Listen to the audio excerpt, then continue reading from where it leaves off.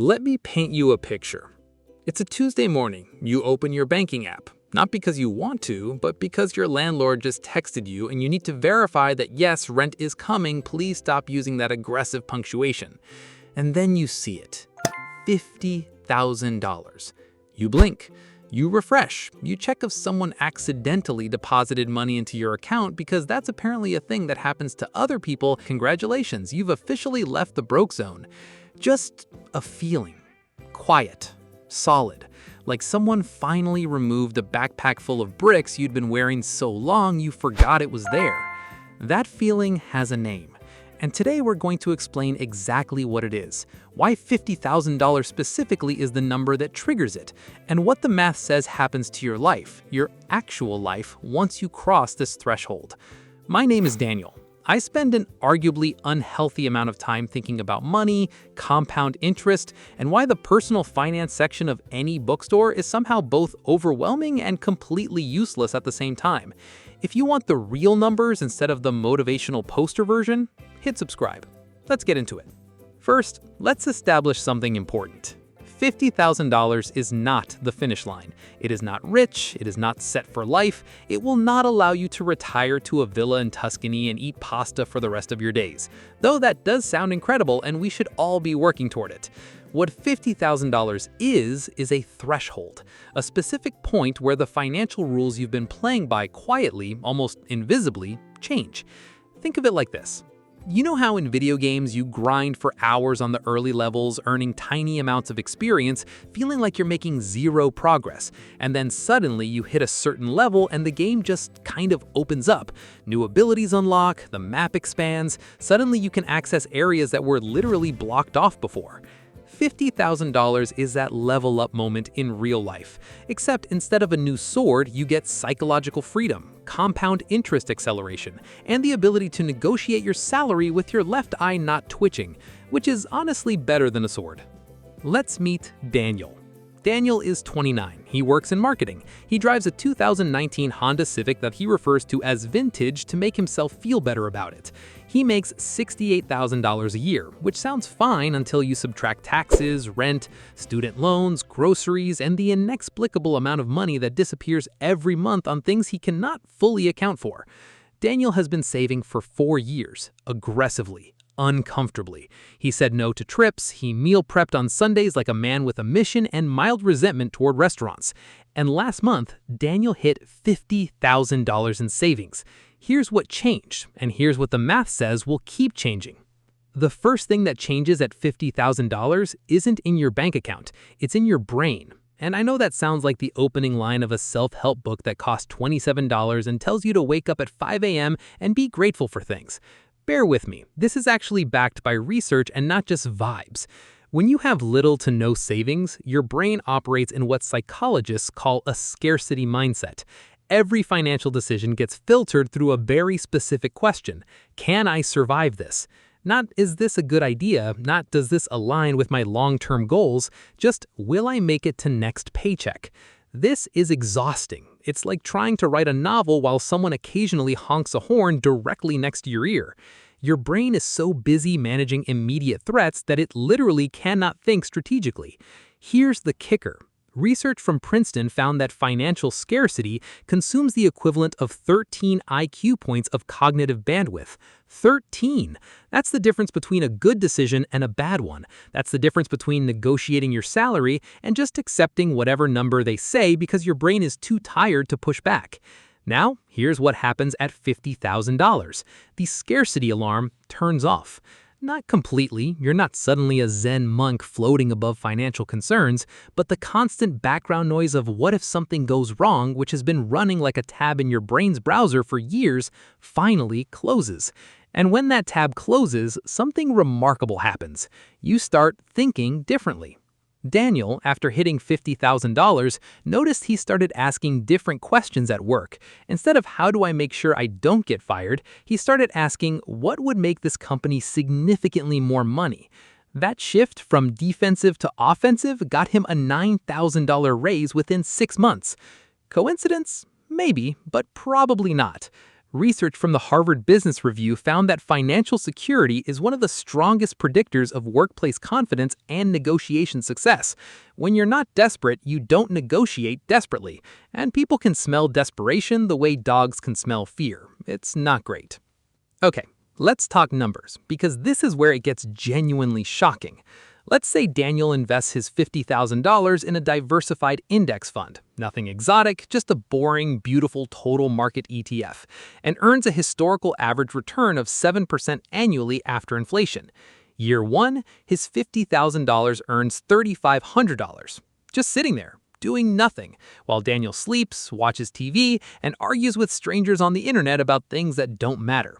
$3,500 without lifting a finger. Now, that doesn't sound revolutionary, but here's where the math starts doing something almost rude in how impressive it is. By year 5, Daniel's original $50,000 has grown to approximately $70,100, even if he never adds another dollar. By year 10, $98,400. By year 20, $193,400. By year 30, $380,600 from one $50,000 deposit. One. No additional contributions, just compound interest doing what compound interest does, which is slowly and then very suddenly make you wonder why you didn't start sooner. But here's the part that will actually make your jaw drop. If Daniel also continues saving $500 per month on top of that initial $50,000, year 10, $184,000, year 20, $622,000, year 30, $1,510,000. That's $1.5 million from a $50,000 starting point and $500 a month. That is not a typo. That is not a get-rich-quick scheme. That is just compound interest being absolutely unleashed over long periods of time. And here's the comparison that should genuinely make you emotional. Someone who starts with zero and saves $500 per month for the same 30 years ends up with approximately $567,000. Same monthly contribution, same time period, same investment strategy. The person who hit $50,000 first ends up with nearly 3 times as much. That's the $50,000 multiplier effect. That's why this threshold matters. Not because $50,000 is magic, but because it gives compound interest enough mass to actually do serious damage in the best possible way. Something weird happens to how you think about buying things after $50,000. And I don't mean you suddenly start buying expensive things. It's actually the opposite. You stop buying stupid things. Not because you're cheap, not because you've been conquered by frugality and now find joy only in coupons and the smell of a freshly organized pantry, but because your brain shifts from "can I afford the monthly payment" to "what is this actually costing me?" These sound similar. They are completely different. Can I afford the monthly payment is how car dealerships want you to think.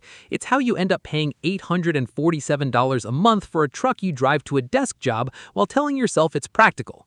What is this actually costing me is how people with $50,000 think. It's the calculation that goes, this $35,000 car invested instead becomes $133,000 in 20 years.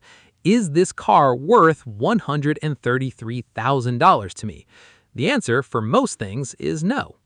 Daniel looked at a $28,000 car after hitting $50,000 and did the math. That $28,000 invested at 7% for 25 years becomes $152,000. He bought a $14,000 used car instead and invested the difference. His coworker Derek bought the $28,000 car. Derek is a great guy. Derek is going to be fine, but Derek and Daniel will have very different financial positions in 25 years, and the difference will trace directly back to that one decision made in a car dealership on a Saturday afternoon while a salesman offered them both bad coffee. This mental shift from payment-based thinking to opportunity cost thinking is one of the most valuable things $50,000 buys you, and unlike the car, it doesn't depreciate. Let's talk about work, because this is the part nobody puts in the personal finance books. Before $50,000, your job has all the power. You need it. You need the paycheck. You need the health insurance. You need the performance review to go well because an extra 2% raise is the difference between making rent comfortably and making rent uncomfortably. You are, whether you admit it or not, negotiating from desperation, and your employer knows it. Not because they're evil, most of them aren't, but because desperation has a very specific energy that experienced managers can detect from across a conference table. It's not great. After $50,000, something shifts. You have what I call the I could leave energy. And here's the beautiful thing. You don't even have to use it. You just have to have it. $50,000 in savings for most millennials represents 8 to 14 months of living expenses. That means if you quit tomorrow or got fired tomorrow, you would not be immediately destroyed. You would have time. Time to find something better. Time to be selective. Time to negotiate without the quiet panic that comes from knowing your rent is due in 11 days. That energy changes how you carry yourself at work. You ask for the raise. You push back on the unreasonable deadline. You tell your manager, politely, professionally, that no, you will not be available at 11 p.m. on a Sunday because you have something called a life and also a $50,000 savings account that has given you the confidence to say so. Daniel, 6 months after hitting $50,000, got offered a job by a competitor. The offer was $11,000 more per year. He brought it to his current employer and asked them to match it. They matched it. Would he have done that before $50,000? Probably not. The risk would have felt too large. What if they said no? What if they got offended and fired him? With $50,000 in savings, the what-ifs lose their teeth, because worst-case scenario, he has a runway. And a runway changes everything about how you fly. Here's something that nobody tells you about $50,000. It's not just a milestone, it's a momentum creator. The psychological and mathematical forces that activate at $50,000 don't stop there. They compound, literally and figuratively, into every milestone that follows. The jump from $0 to $50,000? That's the hardest stretch. That's the uphill portion.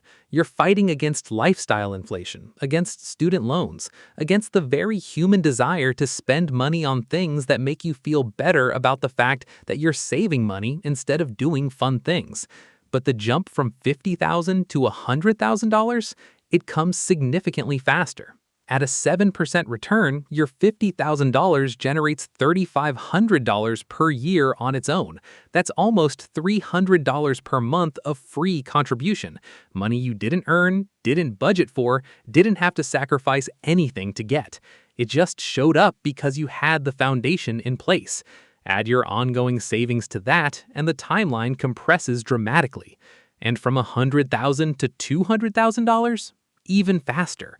The boulder is moving. Gravity is working with you instead of against you. The climb that felt impossible from the bottom looks completely different from the middle. This is why the first $50,000 is so disproportionately important. Not because the number itself is magical, but because it's the minimum viable foundation for compound interest to actually feel real, to actually show up in a way that changes your behavior, your confidence, and your trajectory. Before $50,000, investing can feel abstract, like you're putting money into a box and hoping something happens eventually. After $50,000, it feels inevitable, and inevitable is a completely different emotional experience. Okay, let's get practical, because everything we just talked about is meaningless if you don't have a clear path to $50,000. Here's what the math says actually moves the needle. Lever 1. Automate before you can spend it. The single most effective saving strategy is also the most boring. Set up an automatic transfer to your savings or investment account on payday before you see the money, before you touch it, before you convince yourself you deserve a new thing because it's been a hard week. Pay yourself first. Every financial cliche exists because it's true. Lever 2, the 50K sprint. Treat $50,000 as a specific, time-bound target, not a vague someday goal. If you save $1,000 per month, you hit $50,000 in roughly 42 months, just under 3.5 years. $1,500 per month, 30 months. $2,000 per month, 23 months. The math is simple. The discipline is the hard part, but knowing the exact timeline makes it real in a way that I should probably save more never does. Lever 3. Income is the multiplier. Cutting expenses matters, but there's a floor to how much you can cut. You still need to eat, exist, and maintain basic sanity. There's no floor on how much you can earn. Every dollar of additional income from a raise, a side project, a skill upgrade accelerates the timeline in ways that budgeting alone cannot. The fastest path to $50,000 is usually a combination of ruthless but sustainable expense reduction and active income growth, both levers pulled simultaneously. Lever 4. Don't touch it. This sounds obvious. It isn't. The $50,000 threshold only works if you actually let the money sit and compound. Every time you dip into savings for a non-emergency, a vacation, a gadget, a moment of weakness at a car dealership, you reset the momentum.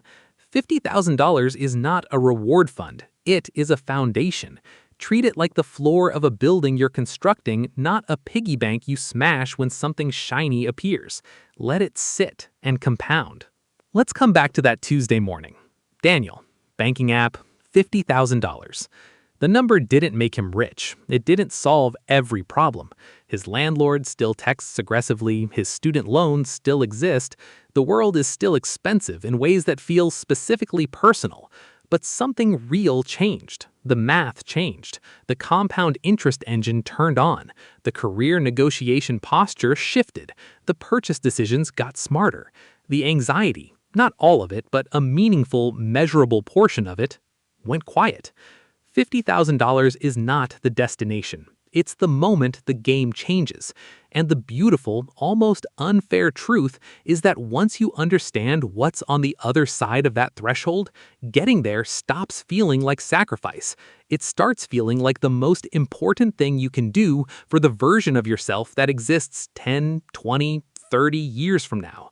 That version of you is watching. They're rooting for you, and they would very much like you to put down the DoorDash app and open your brokerage account instead. Trust me, they'll thank you for it. Drop a like if this one hit different. It genuinely helps more people find this video.